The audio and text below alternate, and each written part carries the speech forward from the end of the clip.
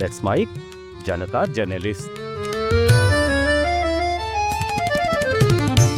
नमस्कार। Let's mic में आपका स्वागत है। मैं हूं राखी जैन और आप देख रहे हैं जनता जर्नलिस्ट। हम सब चाहते हैं कि हमारी थाली में आने वाला भोजन सुरक्षित हो। किसान चाहता है कि उसकी फसल अच्छी हो, उपभोक्ता चाहता है कि खाने में जहर ना हो और सरकार चाहती है कि उत्पादन लगातार बढ़े। लेकिन इन तीनों के बीच एक ऐसी प्रक्रिया चल रही है जिसके बारे में बहुत कम लोग जानते हैं। ये प्रक्रिया है सीड कोटिंग, यानी बीजों पर रासायनिक परत चढ़ाना। आज बाजार में मिलने वाले अधिकांश हाइब्रिड बीज लाल, नीले, हरे या गुलाबी रंग में दिखाई देते हैं। बहुत से किसान समझते हैं कि ये सिर्फ पहचान के लिए रंग लगाया गया है, लेकिन वास्तव में इन रंगों के पीछे फफूंदनाशक, कीटनाशक और कई तरह के रासायनिक पदार्थों की परत होती है।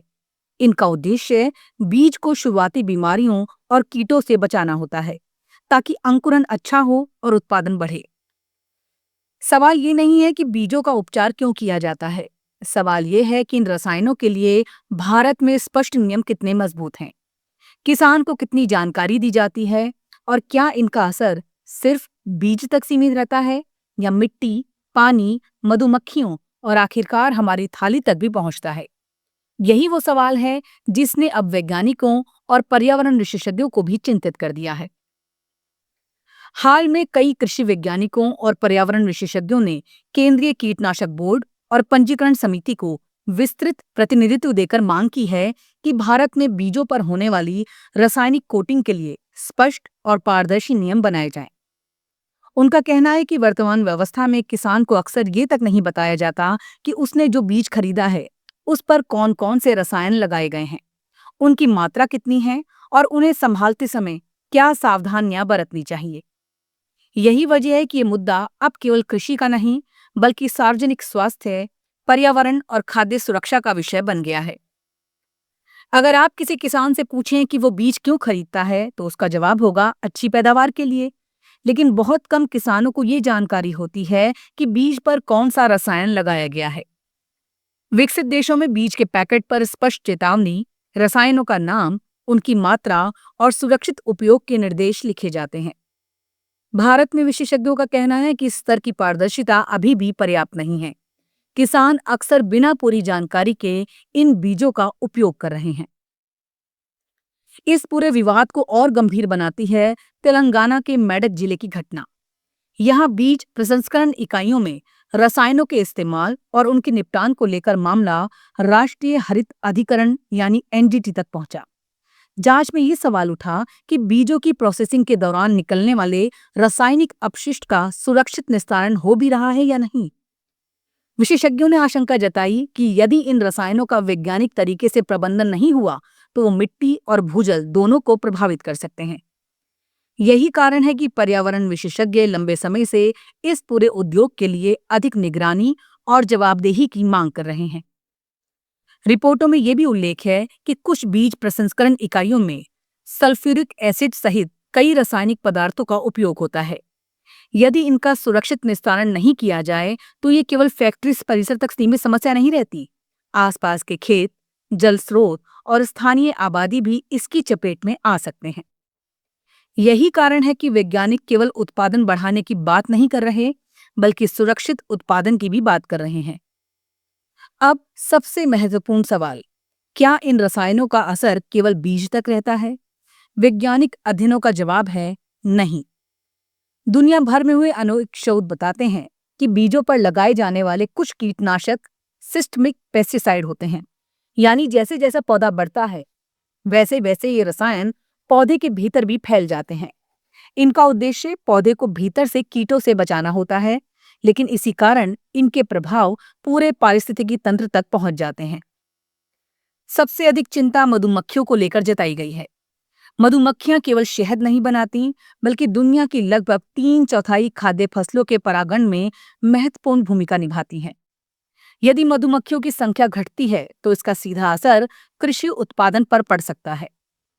यूरोपियन फूड सेफ्टी अथॉरिटी और कई स्वतंत्र वैज्ञानिक अध्ययनों ने कुछ विशेष कीटनाशकों और मधुमक्खियों की घटती आबादी के बीच संबंधों की जांच की। इन्हीं अध्ययनों के आधार पर यूरोपीय संघ ने कुछ नियोनिकोटिनाइड कीटनाशकों पर कड़े प्रतिबंध लगाए। भारत में अभी इस तरह की व्यापक निगरानी व्यवस्था विकसित नहीं हो पाई है। यही कारण है कि विशेषज्ञ लगातार ये मांग कर रहे हैं कि केवल उत्पादन बढ़ाने पर नहीं, बल्कि उत्पादन की पर्यावरणीय लागत पर भी बराबर ध्यान दिया जाए। क्योंकि यदि आज मिट्टी की उर्वरता, भूजल की गुणवत्ता और जैव विविधता प्रभावित होती है, तो उसका असर आने वाली पीढ़ियों तक जाएगा। मिट्टी को लेकर भी वैज्ञानिकों की चिंता कम नहीं है। कई शोध बताते हैं कि कुछ रसायन लंबे समय तक मिट्टी में बने रह सकते हैं। लगातार वर्षों तक एक जैसे रसायनों के उपयोग से मिट्टी के सूक्ष्म जीव प्रभावित हो सकते हैं। यही सूक्ष्म जीव पौधों को पोषक तत्व उपलब्ध कराते हैं और मिट्टी की उर्वरता बनाए रखते हैं। यदि यही तंत्र कमजोर पड़ता है, तो भविष्य में कृषि उत्पादन भी प्रभावित हो सकता है। एक और बड़ा सवाल है किसानों की सुरक्षा। बीजों की कोटिंग करने वाले कर्मचारी और उन बीजों को बोने वाले किसान सबसे पहले इन रसायनों के संपर्क में आते हैं। यदि दस्ताने, मास्क और अन्य सुरक्षा उपकरणों का उपयोग नहीं किया जाए, तो त्वचा, आंखों और श्वसन तंत्र पर असर पड़ सकता है। विकसित देशों में इसके लिए स्पष्ट सुरक्षा निर्देश अनिवार्य हैं। भारत में विशेषज्ञों का कहना है कि इस दिशा में अभी और सुधार की आवश्यकता है। यही वो बिंदु है जहां सार्वजनिक नीति विशेषज्ञ डॉक्टर डोंथी नरसिम्हा रेड्डी का प्रतिनिधित्व महत्वपूर्ण हो जाता है। उन्होंने केंद्रीय कीटनाशक बोर्ड को दिए अपने ज्ञापन में 4 प्रमुख मांगे रखी हैं। पहली, हर रासायनिक उपचारित बीज पर अनिवार्य लेबलिंग हो। दूसरी, बीजों पर की जाने वाली रासायनिक कोटिंग का भी स्वतंत्र वैज्ञानिक जोखिम मूल्यांकन हो। तीसरी, सीड प्रोसेसिंग यूनिट्स में उपयोग होने वाले खतरनाक रसायनों के लिए स्पष्ट एसओपी बनाई जाए। और चौथी, इन इकाइयों से निकलने वाले अपशिष्ट का नियमित परीक्षण अनिवार्य किया जाए। यहाँ ये समझना भी जरूरी है कि वैज्ञानिक बीज उपचार के पूरी तरह खिलाफ नहीं है। उनका कहना है कि यदि सही रसायन, सही मात्रा और वैज्ञानिक निगरानी के साथ उपयोग किया जाए, तो इससे शुरुआती कीट नियंत्रण में लाभ मिल सकता है और खेतों में बार बार छिड़काव की आवश्यकता भी कम हो सकती है। इसलिए बहस बीज उपचार बनाम बिना उपचार की नहीं, बल्कि सुरक्षित और पारदर्शी नियमन की है। यानी सबसे बड़ा सवाल ये नहीं है कि बीजों पर दवा लगाई जाए या नहीं। सबसे बड़ा सवाल ये है कि क्या भारत के पास इस पूरी प्रक्रिया की निगरानी के लिए पर्याप्त नियम हैं? क्या किसान को ये जानने का अधिकार है कि उसने जो बीज खरीदा है, उस पर कौन सा रसायन लगा है? क्या खेत में काम करने वाली महिला मजदूर को ये जानने का अधिकार नहीं कि वो किन रसायनों के संपर्क में आ रही है? और क्या उपभोक्ता को ये भरोसा नहीं मिलना चाहिए कि उसकी थाली तक पहुंचने वाला भोजन एक पारदर्शी और वैज्ञानिक व्यवस्था से होकर आया है? आज भारत दुनिया के सबसे बड़े कृषि देशों में है। उत्पादन लगातार बढ़ रहा है, लेकिन विकास केवल अधिक उत्पादन से नहीं मापा जाता। विकास ये भी देखता है कि उत्पादन किस कीमत पर हो रहा है। क्या मिट्टी सुरक्षित है? क्या पानी सुरक्षित है? क्या परागण करने वाले जीव सुरक्षित हैं? किसान सुरक्षित है? और क्या आने वाली पीढ़ियों के लिए कृषि उतनी ही टिकाऊ रहेगी? इस पूरी बहस का निष्कर्ष किसी एक कंपनी, किसी एक सरकार या किसी एक तकनीक के पक्ष या विपक्ष में फैसला देना नहीं है, बल्कि ये याद दिलाना है कि कृषि केवल उत्पादन का उद्योग नहीं, बल्कि जीवन का आधार है। इसलिए उससे जुड़े हर रसायन, हर तकनीक और हर नीति का मूल्यांकन भी उतनी ही गंभीरता से होना चाहिए। यदि भारत वास्तव में टिकाऊ कृषि की दिशा में आगे बढ़ना चाहता है, तो उसे 5 बातों पर तत्काल ध्यान देना होगा। रासायनिक उपचारित बीजों की स्पष्ट लेबलिंग, स्वतंत्र वैज्ञानिक परीक्षण, पर्यावरणीय निगरानी, किसानों को पूरी जानकारी और मजबूत नियामकीय ढांचा।